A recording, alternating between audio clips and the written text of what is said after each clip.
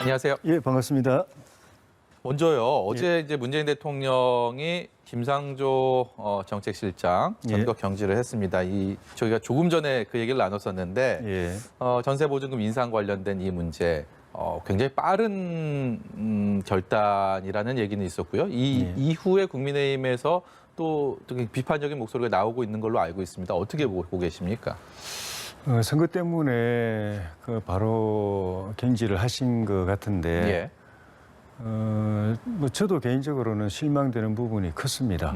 그동안의 부동산 정책이나 경제 정책 전반의 책임자였는데, 부동산 정책은 뭐 지금 보여주다시피 이 모양이고, 예. 경제 정책도 다른 나라에 비해서는 그래도 선방했다고도 볼 수 있지만은, 예. 일자리 문제를 비롯해서 이런 핵심적인 부분은 국민들이 지금 뭐 결코 좋은 점수를 줄 수 없는 그런 상황이어서 부동산 정책이 매번 실패할 때마다 야당뿐만 아니고 정부 여당 안에서도 김상조 실장 바꿔야 된다는 이야기를 여러 번 했는데 어떤 이유인지 문 대통령께서 계속 붙잡고 계셨거든요. 네. 그러다가 이번에 이제 이렇게 됐는데 지난번에 그런 여러 번 경질 요청이 왔을 때 대통령께서 내보내셨으면은 이런 정치적 부담은 좀 덜 하지 않았겠는가 하는 그런 아쉬움이 있고 그런 측면에서 정책적인 문제도 있고 도덕적인 문제도 있고 하여튼 국민들에게 많이 실망을 안겨준 인사가 뒤늦게 이렇게 좀 안 좋게 끝나는 것 같습니다. 예. 근데 관련된 보도들 보니까 예. 국회의원들도 꽤 이런 비슷한 사례들이 있다라는 얘기들이 있어서요. 예. 사실 부동산 민심이 워낙 지금 성나 있기 때문에 예. 다 똑같은 거 아니야? 뭐 이런 얘기들도 하시는 것 같더라고요. 그 여야 의원들이 강남이나 목동이나 이런 데에서 집을 전세 내줬다가 재계약을 하면서 계약 갱신을 하면서 조금씩 올렸더라고요. 뭐 대체로 한 5천만 원 정도 내외를 올렸는데 김상조 실장 같은 경우에는 이분들은 지금 보도된 이런 분들은 이제 대체로 계약이 만료가 돼서 갱신을 했고 그때 시세보다는 조금 작게 이제 아무래도 민심을 좀 의식하지 않았나 싶은데 조금 작게 이제 전세금을 올려받았는데 김상조 실장은 보도를 보니까 계약 만료가 8월 달인데 7월 달에 땡겨서 재계약을 했어요. 그러니까 그 7월 31일자로 이 법이 시행되면은 5% 이상 못 받으니까 계약 기간이 아직 남아 있는데도 그 세입자를 불러가지고 빨리 재계약하자고 한 거 아니에요. 그리고 본인 말로는 본인이 전세에 들어 사는 금호동 그 전세금을 올려줘야 돼서 그것 때문에 미리 마련되는 목돈이 없어가지고 할 수 없이 청담동에 있는 자기 집 세입자에게서 전세금을 더 올려받아가지고 그걸 메꿨다. 이래 이야기를 하는데 보니까 금호동은 실거래가가 5천만 원 더 올랐는데 1억 2천만 원을 올렸더라고요. 그러니까 7천만 원은 더 받은 거죠. 그리고 목돈이 없어서 그렇게 했다고 그러는데 통장에 보니까 14억이나 들어있고. 어쨌든 이 서민들 입장에서 보면은 강남이든 목동이든 이런 데에서 집 사는 사람들은 임대인이든 임차인이든 우리 서민들하고는 거리가 있는 사람들입니다. 한숨이 나오는 부분이겠죠. 그러니까 심지어 그 김상조 실장 청담동 집에 들어가 살았던 세입자도 9억 5천만 원 전세금 주고 산 사람 아닙니까? 그런 분이면 강북에 몇 채 집 가지고 있는 보다도 아마 재산 더 많을 거예요. 그 세입자라고 해서 뭐 동정하고 우리가 서민이 입장에서 볼 때 동정해 줄 처지가 못 되는 것 같아요. 선거 얘기 좀 넘어가 보겠습니다. 어제 서울시장 두 후보가 처음으로 TV 토론에서 맞붙었습니다. 국민의힘에서는 어떻게 보고 계신지 궁금합니다. 오세훈 후보가 월등히 잘했다고 이렇게 평가하십니까? 일단 이게 그 목소리 전달력에 있어 가지고는 아무래도 박영선 후보가 앵커를 오래 하셨고 하기 때문에 전달력은 확실히 좋고 뭐 이렇게 대중연설을 근래에 많이 안 하시고 목을 관리를 하셨는지 참 듣기가 딱 쏙쏙 귀에 들어오고. 그렇습니까? 네. 근데 오세훈 후보는 원래 이제 목소리가 조금 이제 약간 허스키한 부분이 있는데 요즘 유세를 너무 많이 하셔가지고 많이 쉰 것 같은데 전체적으로 토론은 이 구도가 바뀌어가지고 야당이 공격하고 여당이 방어를 해야 되는데 여당 후보가 막 집중적으로 공격하고 보니까 어느새 이렇게 구도가 바뀌었구나 하는 걸 실감을 했는데 오세훈 후보가 대응을 잘한 것 같아요. 대응을 잘하는 건 딴 게 아니고 그에 대해서 막 이 시시콜콜 일일이 막 이게 그 말 길게 하면서 그 해명하는 게 그 절대 잘하는 거 아니거든요. 네. 딱 자기가 아는 범위 안에서 또 팩트 중심으로 또 핵심만 가지고 딱딱 간단 명료하게 답변하는 게 그게 제일 좋은 건데 그전에는 조금 본인이 좀 설명을 좀 제대로 해보겠다고 말을 길게 하다가 여당의 그 말꼬리 잡기에 딱 걸려가지고 이게 좀 손해를 보는 게 있었는데 어제 토론은 그 점은 확실히 개선이 된 것 같고 이제 시장을 두 번이나 해서 그런지 그리고 뭐 추상적인 이야기, 막연한 이야기 안 하고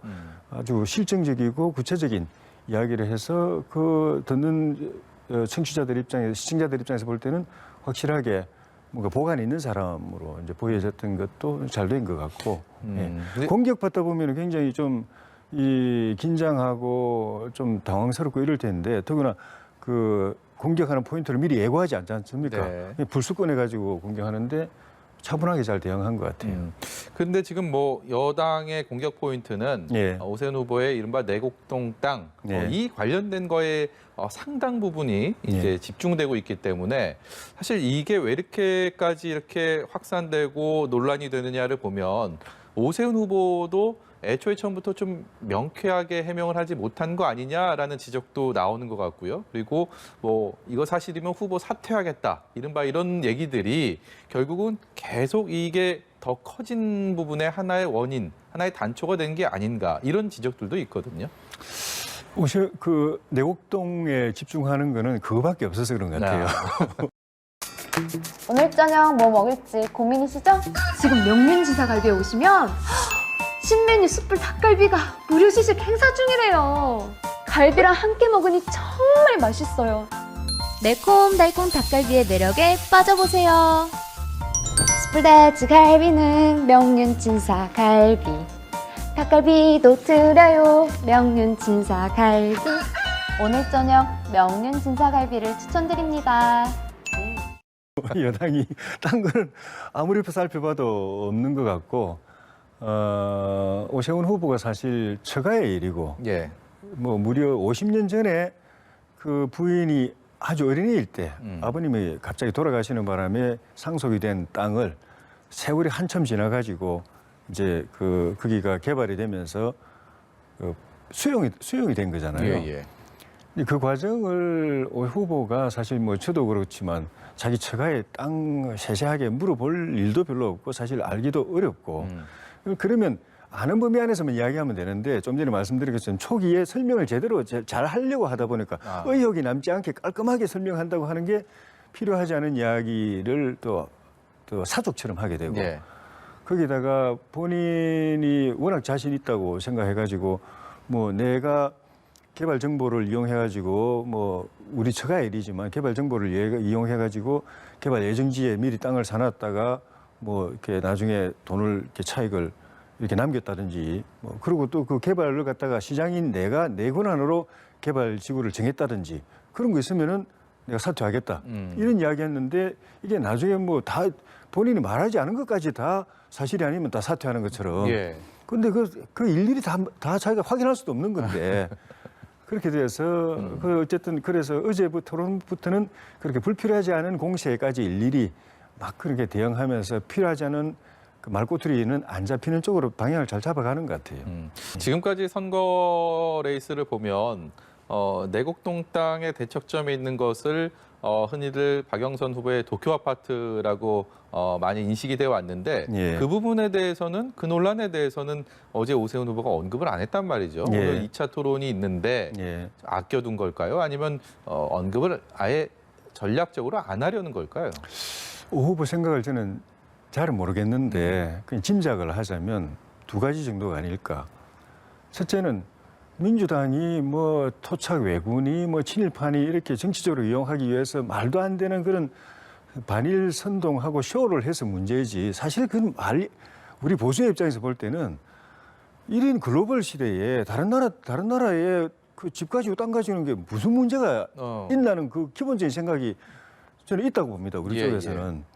근데 민주당에서 우리가 문제 제기를 하는 게 아니라 민주당이 스스로 펼쳐놓은 반일 선전, 선동, 그 프레임 또 그런 그 토착 외구 논란 그 후에 자업자득이 된 거죠. 그러니까 자기들이 쳐놓은 덫에 자기 후보가 걸려버린 거죠. 우리가 굳이 뭐 토착 외구라고 이야기할 필요도 없고 친일파 아니냐고 이야기할 필요도 없이 자기들이 말한 그 프레임에 따라서 저절로 박영선 후보가 악성 친일파가 되고 토착 외구가 되어버렸으니까 우리가 그걸 주장할 필요도 없는 상황이 되어버린 거죠. 오히려 자기들이 해명하기에 도쿄에 아파트가 있고 고급 아파트가 있고 또 거기 살지 않으면서 임대료 받으면서 약간 투기성도 있는 것 같은데 그거 아니라고 해명하기에 급급하니까 우리가 뭐 굳이 뭐 공개할 필요가 있나 하는 그런 생각 아닐까. 네. 그러 싶어요. 서울시장 보궐선거 얘기는 계속 많이 나눴는데 또 우리 조혜진 의원께서 지역구가 경남 쪽이다 보니까 저희가 좀 약간 관심권에서는 사실 조금 멀어진 부분은 있긴 하지만 부산시장 보궐선거도 굉장히 중요한 의미가 있지 않습니까? 그렇죠. 부산 선거는 어떻게 판세 보고 계십니까? 원래 우리의 그 우세 지역이었는데 요 몇 차례 선거에서 완전히 저쪽으로 넘어가 버렸죠. 특히 지난 지방선거 때는 시장, 시의회, 구의회, 구청장 다 넘어가 버렸으니까. 그런데 그런 의미에서 이번에 우리가 다시 되찾아오는 것이 내년 정권 교체를 바라는 국민들의 그 마음을 이제 제대로 결실을 맺을 수 있는 토대이기 때문에 굉장히 중요한데 다행히 우리 박형준 후보가 참 괜찮은 후보가 거기에 후보가 되셔서 민주당으로서도 이렇게 할 수 있는 건 사실 네거티브밖에 없어가지고 막 하는데 잘 안 먹힌다고 느끼는 것 같아요. 그리고 심지어 마구 던지다 보니까 그 자녀가 홍익대, 미대 시험도 본 적 없는데 엄마 부탁으로 30점짜리 80점 만들어줘가지고 합격시켜준 것 같은 그런 그 허무맹랑한 엉터리 네거티브까지 하다 보니까 이게 오히려 그럴수록 격차는 더 벌어지는 그런 역현상이 벌어지고 있는 것 아닌가. 물론 마지막까지 우리는 긴장을 늦추지 말고 최선을 다해야 되긴 하지만 적어도 민주당이 그런 식으로 일방적으로 그냥 허위 비방전하는 것이 그 민심의 큰 흐름을 흔들어 놓지 못하고 있다는 그런 느낌입니다. 네. 이른바 범야권 단일화 과정에서 예선 과정에서 탈락했던 후보들이 오세훈 후보를 굉장히 적극적으로 돕고 있습니다. 나경원 후보 같은 경우야 같은 국민의힘 소속이니까 그렇겠구나라고 이해를 가는 부분인데 안철수 후보는 소속 당이 다른 상황에서도 굉장히 열심히 뛰고 있는 모습들을 저희가 화면을 통해서 지켜보고 있습니다. 이 부분에 대해서는 이 정도까지 할 것이다라고 예상이 됐는지 실제로 또 국민의힘 내부적으로 이번 선거운동 보면서는 어떤 생각 갖고 계시는지 궁금합니다. 안철수 후보뿐만 아니라 금태섭 후보도 그렇고 금태섭 후보는 특히 얼마 전까지 민주당 국회의원이었는데 이렇게 적극적으로 도와주시는 거는 하나, 문재인 정권 도저히 이대로는 안 되겠다. 그냥 이대로 두고 가지는 안 되겠다. 내년에 정권 반드시 바꿔야 나라가 이게 제대로 되겠다. 이번 선거가 그 시금석이다. 이번에 이 서울시장, 부산시장을 못 바꿔내면은 내년에 또 민주당 또 집권하고 문재인 정권 또 2기 또 들어가는데 그럼 나라가 정말 이거는 캄캄하다. 이 부분이 아주 강하신 것 같아요. 그 다음에는 이제 안철수 후보 개인적으로는 지난번에 박원순 후보하고 단일화 또 문재인 대통령 후보하고 단일화 했을 때는 그 선거 전에 이렇게 참여한다든가 하지 않고 투표 하긴 당일날 했는데 그렇게 적극적인 모습은 아니었죠. 지금과는 좀 문재인 후보하고 단일화했을 네. 때는 투표일날 미국 가버렸지 않습니까? 그런 데 대한 이제 자기 성찰이 좀 있는 것 같고 그리고 이번에 승복하고 아름다운 단일화의 모습 보여주고 또 적극적으로 그 선거운동 도와주는 모습을 통해서 저희가 볼 때는 오히려 올 연말 내년 그 범야권 대선 후보 단일화 과정에 안철수 후보에게도 문이 열리는 것 아닌가 그런 생각이 듭니다. 마지막으로 1분 정도 남았는데요. 예. 윤석열 전 검찰총장 정치권 입문이 임박했다라는 그런 전망이 나오고 있는데 예. 오늘 유승민 전 의원이 국민의힘에 들어와서 야권 후보 단일화 과정에 참여를 해야 된다라는 얘기를 방송 인터뷰를 통해 했습니다. 예. 이게 바람이 있고요. 그리고 현실이 있습니다. 이 두 가지 측면에서 바라봐야 될 것 같은데 조혜진 의원께서는 어떻게 보십니까? 이 실현 가능성이 있다고 보십니까? 제일 중요한 거는 이번처럼 내년 그 대선에서도 특히 올 연말 내년 초가 되겠죠. 범야권 후보 단일화를 이루어내는 겁니다. 그런데 그 단일화를 이루어내는 모양이 국민의힘에 들어와서 그 범야권 단일화를 제대로 이뤄낼 수 있다면 그것도 좋은 방법이고, 근데 그렇지 못하더라도 단일화만 이뤄낼 수 있다면은 예. 이 그 바깥에 뭐 제3지대에 있든 뭐든 그건 크게 중요한 일은 아니고, 근데 다만 이제 그 윤석열 총장은 이번에 안철수 후보가 초반에 앞서가 있다가 예. 막판에 이렇게 뒤집어진 과정을 지켜보면서 이 조직의 힘이라는 것이 간단치 않다. 자기가 여론조사는 이미 잘 나오는 이렇게 잘 나오는데 이 나중에 또 뒷심이 딸려가지고 뒤집어지는 일은 없을까 하는 그런 고민을 좀 할 것 같아요. 당에 들어오면 제일 좋겠지만은 들어오든 밖에 있든 간에 최종적으로 후보 단일화에 이분이 참여해서 본인이 되든 아니면 다른 사람이 되든 그 힘을 모으는데 그 이상이 없으면은 예. 뭐 괜찮다고 봅니다. 예. 지금까지 국민의힘 조혜진 의원이었습니다. 오늘 네. 말씀 고맙습니다. 고맙습니다.